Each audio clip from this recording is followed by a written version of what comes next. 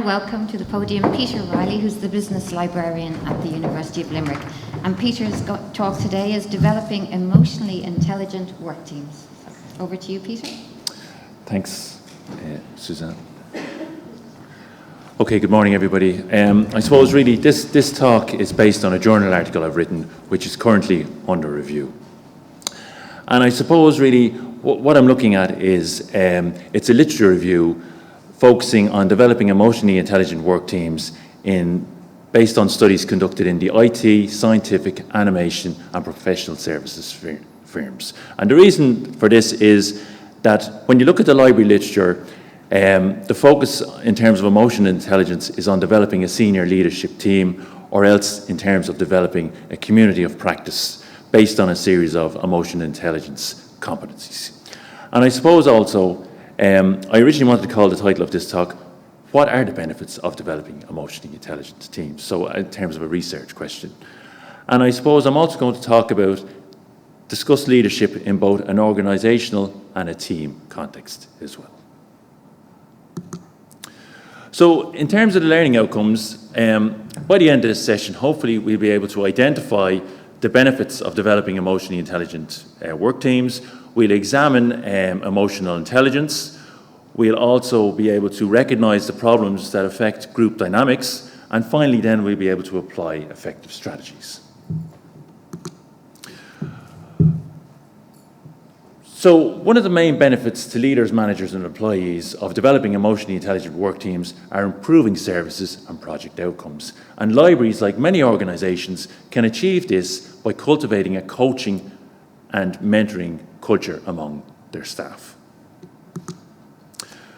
Another benefit is it enhances performance and emotional well-being throughout the organisation because it reduces stress, which everybody is familiar with the whole, and also it prevents burnout. So potentially any team can learn the skills to become emotionally intelligent once they adopt a positive attitude to their work by developing a growth rather than a fixed mindset approach to their work.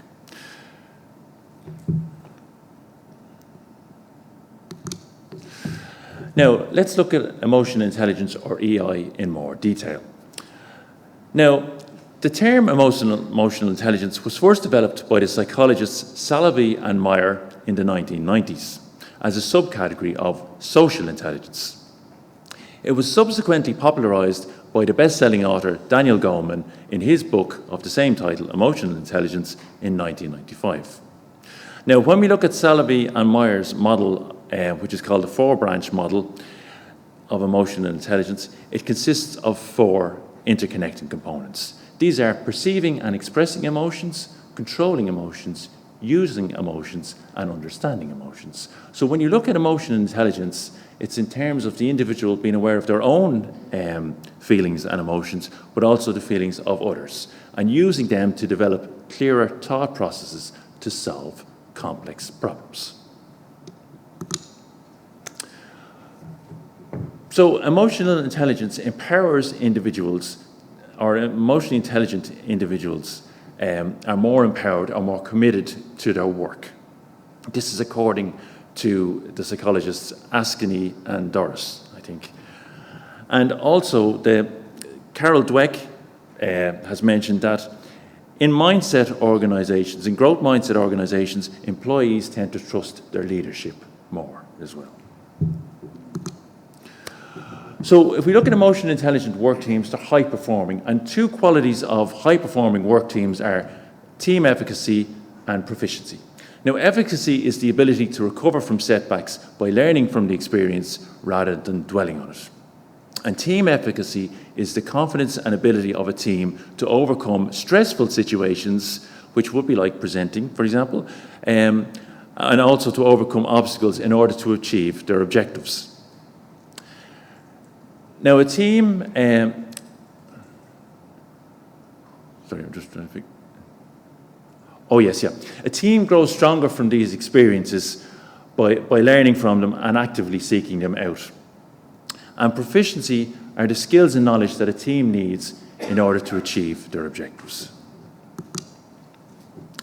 So a team forms a cohesive identity by members being aware of the opinions and feelings among each other and how the damage that personal conflict can cause to the team. They're sufficiently confident to confront difficult situations and actively seek out advice from external members of a group. They will, when confronting difficult situations, they realise that their harshest critics provide the most valuable insights because they challenge their own assumptions about the topic. And the harshest critics have also devoted significant time identifying the weakness in their proposals in order to find a weakness. So if we look at the traits of emotional intelligence of both individuals and leaders, you'll see that individuals, EI individuals, base their decisions on their own emotions, and they develop clearer thought processes to solve problems, and they use both negative and positive emotions as an internal motivator to succeed. They also recognise that change is inevitable due to disruptive technology, and that this provides new learning opportunities and new challenges. And they're also able to control their own emotions and solve problems by remaining I'll just repeat that again. They're able to solve problems and remain calm during stressful situations while being professional, which endears them to their colleagues because it builds up trust with them as well. They're also aware of the damage personal conflict can cause to a team and are proactive in resolving this by trying to see the other person's perspective or the aggrieved party's perspective. So an EI leader forms an emotional connection with employees by realising that they are internally motivated by their work being praised by individuals both inside the organisation and outside the organisation. Now, an emotionally intelligent team leader creates a positive work environment by encouraging group collaboration and eliminating simmering tension. Now, the other thing is that an emotionally intelligent leader also creates a positive work environment and by treating all members of the team as individuals rather than an homogenised unit, and also shielding them from negative criticism. And finally, then, facilitates creativity by being open to ideas from within the group and recognising their own individual strengths and weaknesses. So, as I've said, an EI leader inspires staff by valuing their work and explains how it aligns to the organisational strategy or contributes to the organisational strategy as well. Now, all organisations, I suppose in the last couple of years, psychologists have started to talk about emotional culture, how people are feeling. And all organisations have an emotional culture. And this is normally determined by the non-verbal or signals conveyed by the leader in terms of facial expressions and body language. And these are the feelings and behaviour that staff are allowed to convey to each other in the workplace publicly. Now, most organisations can have a positive or a negative emotional culture, but if you have a negative emotional culture, it can lead to poor planning, distrust, and personal conflict, which damages the team's cohesivity. Okay. So there's two strategies to resolve, I suppose, in a negative emotional culture. And the management can reverse a negative emotional culture by, first of all, acknowledging to staff that they share the same values and feelings as staff and making a change for the better. The second one is according to Barsade and O'Neill, is about deep acting, where a leader will choose one of the basic emotions of joy, love, anger, and fear and sadness, and depending on the particular circumstances, will use this or pretend to feel this way. And because emotions are contagious, all the staff will feel similar. And once you start pretending to feel a way, gradually over time, it becomes natural to them. So you behave this way as well. So Sunstein and Hastie, two more psychologists, they've conducted a lot of studies on group dynamics. and they've identified 4 common problems which affect group dynamics. And they attribute these to individuals at meetings misinterpreting information signals. And the reason for this is that the group at the meeting tends to focus on shared knowledge rather than the knowledge that's not known by some individuals present at the meeting. This then results in one idea dominating overall thinking, and that's which prevents alternative views being considered by the group. And this is known as collaborative blocking. And what happens is that all arguments for or against this topic just support this one idea. This then leads to group polarization, where the group splits. And finally then, another problem they talk about then is what's called planning fallacy, or cascading to the wrong decision. And this is more common among teams rather than individuals, because people think, the group is overconfident and also feel that they're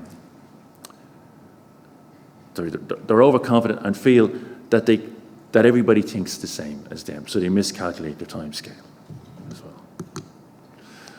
So just to go over some quick strategies to resolving, a team with low emotional intelligence leads to mistrust and poor decision making, which can have an impact on performance. So managers need to be aware of this.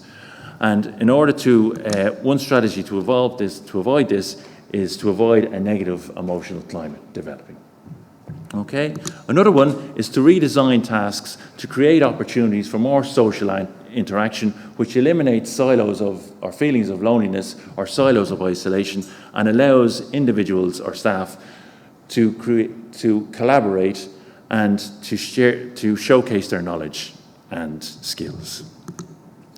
And finally then, I suppose, team building exercises is where people are taken out of their comfort zone and made to be vulnerable.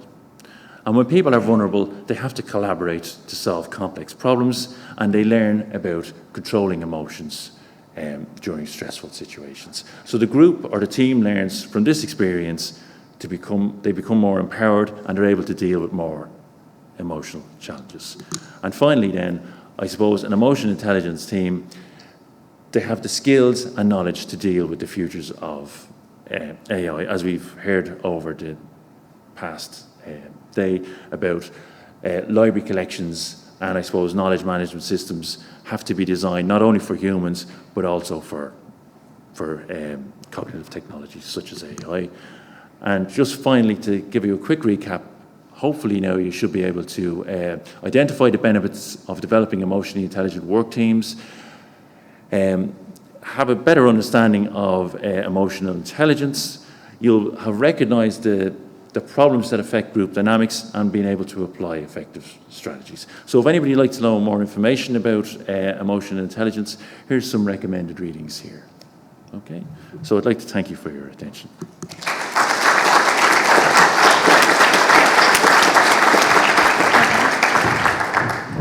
Great, thanks, Peter.